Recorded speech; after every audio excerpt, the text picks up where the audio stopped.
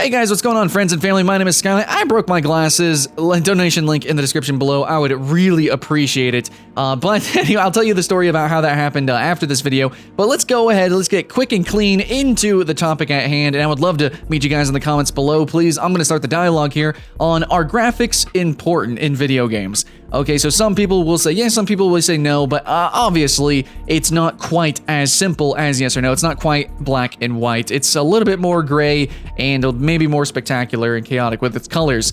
So the spectrum of graphics can get ridiculous.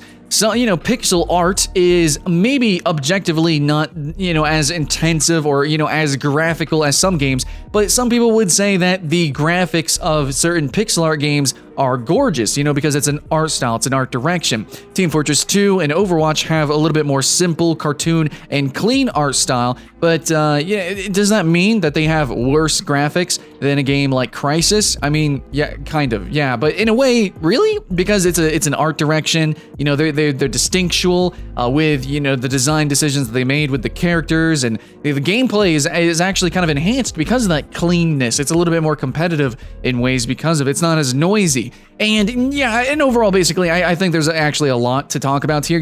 Which graphics options are actually good, which are bad. And I think that's really the answer / the true question there is, yes, graphics do matter, but it's which graphics matter. And of course, we can talk about to what extent, but the gameplay in the background is going to be of Guild Wars 2, and this is a game that's been debated a lot about its graphics options, and I think I can talk directly about it using it as a prime example here. So Guild Wars 2 is a game that it looks pretty good. Like when you're in motion and everything, it can look spectacular, it can look explosive, it can look really, really fun and awesome, I guess. Really, I approve of this game. I think it's pretty cool. But that's just my consumer grade level, speech there. It's like, yeah, it looks good. Any average person can probably look at it and be like, it looks cool. But my reviewer side of me, my critical side of me, whenever or my hardcore MMORPG side of me, whenever I'm playing a game for long periods of time, it's really easy to kind of get zoned out. I don't know if you guys know this, especially in MMOs with really, prominent UIs. Sometimes when you're playing a game and you just have so much information bombarding your eyeballs, it's easier to just kind of attach yourself to things like such as UI. So in a game like Guild Wars 2, which can be so clusterfucky and have such explosive abilities that they're just kind of not, it's really hard to discern what's going on the screen. Sometimes you'll just end up just kind of staring at your UI. This is a big problem, specifically in action RPGs and mainly MMORPGs. I would say mostly World of Warcraft, because a lot of the times you're just kind of staring at your rotation and cooldowns. So this is a problem also in Guild Wars 2, where just the abilities are just so big and just in your face. It's just hard to really see what's going on, even as a player and as a spectator, which is probably why it hasn't really taken off as an esport, because it's just too much happening all over the place. Maybe if you could watch just a one-on-one, and even then, there's a lot of the times where it just doesn't really look that good to me, but technically it's got a ton of effects. In fact, they had to enable an option in the menus that allowed us to actually turn down the graphics. And some games have this, where you can turn, up the graphics a little bit with, the actual spell effects, or turn down the spell effects, or, certain physics-based with different characters and things like that, like shadows and lighting, and ragdolls. You can turn that on or off, and I think that's really good, because just more graphics, more options is not always better. Sometimes it's better to be more clean, more concise whenever it comes to gameplay specifically. If there's ever a point where you just don't know what the fuck is going on, and it's not because specifically of a mechanic such as a flashbang or something like that, then it's just bad game design. It's bad art design as well. So in Guild Wars 2, yeah, it can look pretty cool, but I will say that Guild Wars 2 as an MMO, it kind of does look dated. Just real quick, just on Guild Wars 2 specifically, if you try to take a screenshot in Guild Wars 2, or just look up screenshots, look at screenshots of Guild Wars 2, and then compare it to Black Desert Online. Compare it even to something like Riders of Icarus, free-to-play MMORPG, just a screenshot. In fact, I took some screenshots if you want to look at my Twitter. We've got a bunch of games like Riders of Icarus that are free-to-play. I mean, maybe even Echo of Soul, but I remember that game not looking too terribly great. But there's just certain games where you can take a screenshot and it's going to look pretty freaking good. And then Guild Wars 2, it just, I don't know, man. The color palette, the aliasing, the jagged lines, a lot of the textures look really rough, even if you max everything out. In fact, I would say maxed out, the post-processing is distasteful and not very good. I would probably say that about most MMOs, or a lot of games anyways, where the post-processing is just too much. In fact, in Overwatch, I know, where if you have everything turned up high, the bloom is too much. This was a big problem with Battlefield 3 and 4. There was just way too much. The sun, the glare, it just was bad. It was really bad. Certain maps had just straight up advantages for certain sides. So graphics, you can have better graphics, but I think the real question is like the direction of the graphics, and it's also going to be which graphics are enabled. So if there is post-processing, that doesn't instantaneously mean that it's going to be at all good. Sometimes you just got to turn it all off. A lot of like motion blur, right? Motion blur can be good, especially on whenever you're running under 30 or 60 FPS, but if you're over 60 FPS, you really don't need motion blur, unless you're dipping below it a lot, though oftentimes enabling motion blur could potentially cause you to dip even more. So there's certain graphics options that I think are things that you really want, and sometimes you don't need them. I mean, if you've got like a 4K TV, then certain graphic options you're just not going to need or want anymore. Or like I said with the FPS, once you reach a certain amount of FPS, you don't need motion blur anymore. So a game that just has maybe, okay, I'll say this.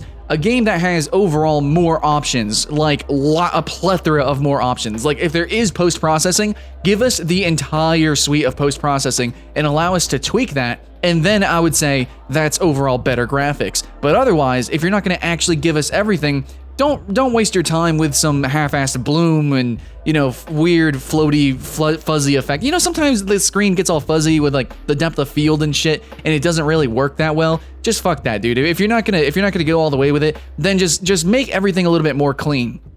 So I'm going to tell you the graphics options that I really care about.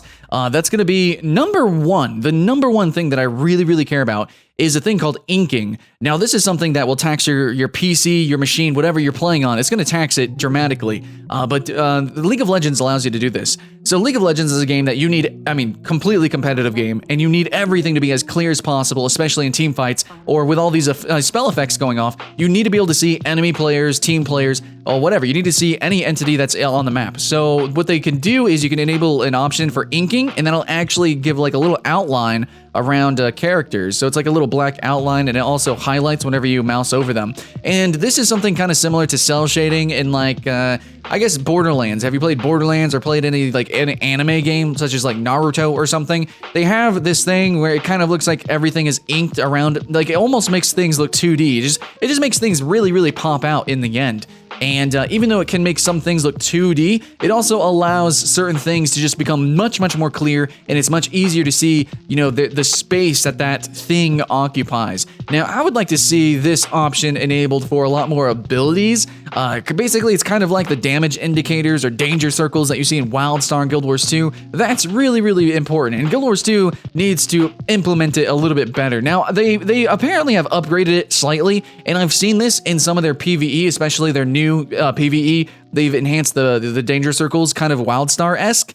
I need that better. I need that more. So inking and outlining, that's like pretty much the most important thing to me. And number two, I would say the biggest graphical options that I really appreciate is actually options that kind of replace certain graphics. So I'm not saying like quite texture packs, but if I had the option for Guild Wars 2 to basically remove all the textures in the game because they do look really rough, and kind of do a much cleaner version, then I would really appreciate that. That's kind of what I do in Minecraft. I basically use the default Minecraft texture pack, but it's just a little bit cleaner. You know what I'm saying? I really don't like the harshness. I think it's too much information. And in games like like MMOs, which tend to be massive and to have tons of information, I'd much rather it be a lot cleaner. So like, you know, kind of an art style that I appreciate is going to be something like WildStar. WildStar, super clean, you know, super clear, very cartoon, very colorful, and then from there they've added in some extra effects. It still gets really clusterfucky because of the type of game that it is,